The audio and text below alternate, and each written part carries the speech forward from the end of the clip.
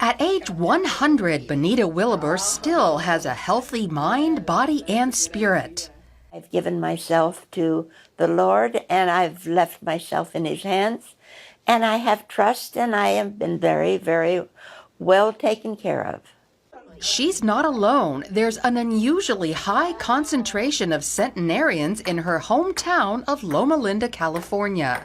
It's one of only 5 so-called blue zones worldwide, areas where people live the longest. The others are Okinawa, Japan, Korea, Greece, Sardinia, Italy, and Nicoya, Costa Rica.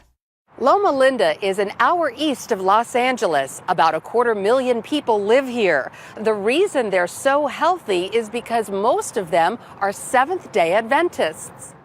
On average, they live 10 years longer than most Americans. Dr. Larry Beeson has researched this phenomena for the last 50 years. Adventists have approximately the same proportion of people who die of cancer, heart disease, or stroke, but the age that they get diagnosed is much later. They strongly adhere to the belief of respecting the human body as a temple of the Holy Spirit.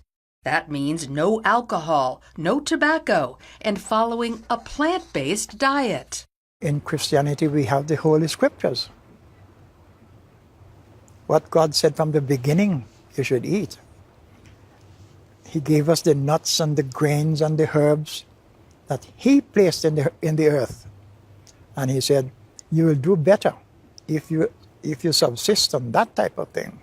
What has your diet been throughout your life? Vegetables. My sister liked fruit. Well, I do too, but vegetables had priority, and I like them raw. Many Adventists, like Benita, are total vegetarians. Others will eat a little dairy, while some occasionally consume fish, and there are those who eat small amounts of poultry and beef. These choices lead to different health outcomes. The more flesh foods you eat, the more Alzheimer's, the more heart disease, the more cancer, the earlier the death occurs. Where going the other direction, as people move toward the removing flesh food from the diet, there tends to be a delay in the onset of the diseases. Diet isn't the only factor in these longer lives. Seventh-day Adventists strictly observe the Sabbath. Every Saturday, they rest to recuperate from the week and recharge for the one ahead. Also, to spend time with friends, family, and God. Stuart Hardy, who pastors one of the world's largest congregations, says resting on the Sabbath includes abstaining from electronics.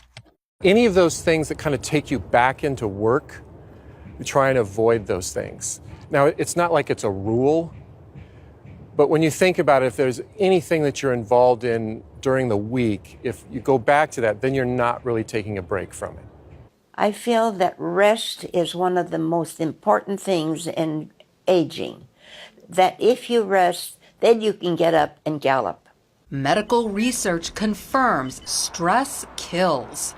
Science has always kind of had some kind of tension with religion, particularly in contemporary society. So it's great to be able to read something in the scriptures that suggests what we should do, and then science is not only affirming it, but even giving us more specific understanding of why it benefits us so much. Exercise is also a priority. Throughout her life, Benita was extremely active. Now she only has the strength to walk, which she does every day. It is subsiding, and that's the way God had intended for people to be, and so I accept that too, even though I don't like it. Adventists are able to stick to their healthy lifestyle because they're surrounded by others living the same way. My mother used to keep us in the straight and narrow way by saying, now be careful with the company you keep. So look to the Seventh-day Adventists who live an average of 10 years longer than the rest of us. They exercise and observe the Sabbath.